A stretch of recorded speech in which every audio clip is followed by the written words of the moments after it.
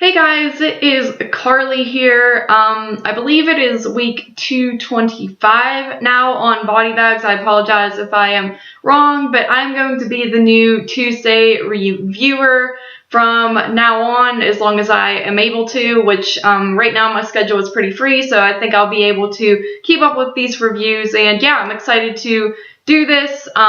This week I decided I'm going to do a movie that I checked out on Netflix. It is a 2017 film. I've been trying to knock out the 2017 movies since it's almost the end of the year now, and that movie was Killing Ground, so obviously I don't have it with me. I watched it on Netflix. I believe it's still on there for you to view if you want, and basically the plot of this movie was two people, it's a couple, they are going camping on this, it's like a wooded area, but there's like an area where it's like beachy, and so they find a spot, they set up a tent and everything like that, and they notice there is another tent across from them that appears to be deserted, and the boyfriend, I believe they're about to get married, or he's about to propose or something like that, but the boyfriend, he's kind of like not really just shrugging off like it's none of their business, and the girl is a little bit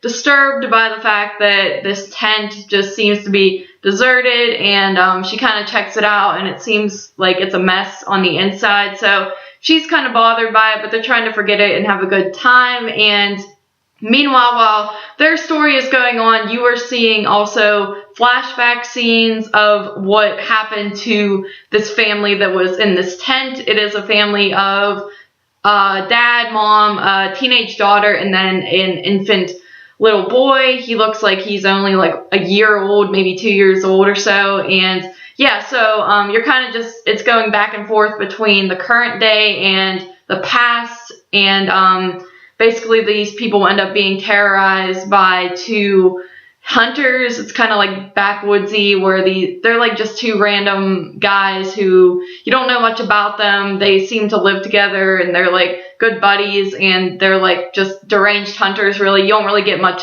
background on them, but they are bad people, and so yeah, that's basically the story. I checked this out not expecting really too much out of it, because it seemed kind of like an unoriginal, generic movie. There's plenty of movies where people go in the woods and bad things happen. There's like a countless amount these days, so I wasn't really expecting much from this. Just checked it out because it was a 2017 movie, and I must say I was very surprised by what I got out of it.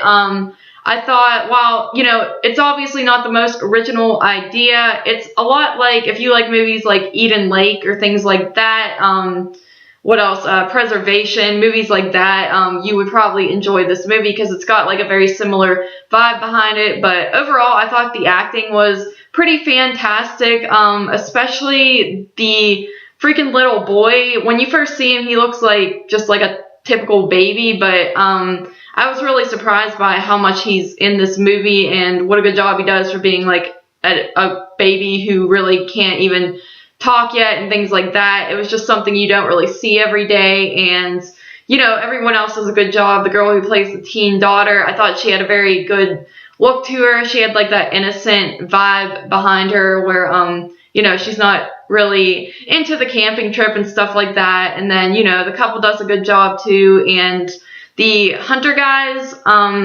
also are pretty good. One guy looks a lot scarier than the other one, but you still just get that vibe that like, oh shit, these guys are bad news, and bad things are going to happen. I thought the suspense was pretty good throughout, and one thing this movie does is it kind of focuses more on the girl character. It makes her more of the strong lead character, where you would think it would be the man being the hero in this movie, but it kind of doesn't really play out like that at all. The guy is kind of portrayed like a pussy almost, but at the same time, he does stuff that you wouldn't actually see usually in movies, stuff that like you would probably think, like when you're watching a movie, you're always like, oh, don't do that, that's stupid. He does stuff that you would think you would actually do, and that kind of makes him look like he's a pussy, as I said, for lack of better words. But other than that, that's not a big deal or anything. It's just like kind of like a twist of characters, and I don't mind it. I really enjoyed it. I thought the ending was, it kind of just ends kind of abruptly. There's not much to it. You don't really know what happens to certain characters and things like that. It's one of those ones where you almost wish there was more or even less, maybe. Like, it just kind of ends in a weird spot, but, it was okay. It wasn't horrible or anything like that, so I could give it a pass. I'm very picky about endings, so, it takes a lot for me to think, oh, that's a perfect ending, and this one wasn't necessarily disappointing. It was just kind of like, oh, okay, that's it. I kind of wanted something more, a little different, but, overall, I thought it was a pretty solid, like, backwoods type horror movie. I don't know if that's what you would consider it, but, a camping trip movie of sorts where things just go wrong, and I really like the way they focus on the current day and the past to see what happened to these previous people. It really does a good job of building dread and a sense of fear for the current characters, because you're just like, oh my god, this is going to happen to them next, and you really don't want it to, because all the characters are pretty likable in this film. So I really enjoyed that aspect of it, and overall, good film. I give it an 8 out of 10, and I do recommend it. Like I said, it is on Netflix currently if you want to check it out. So yeah, thank you guys for joining me on Tuesday of Body Bags, and I will see you next week.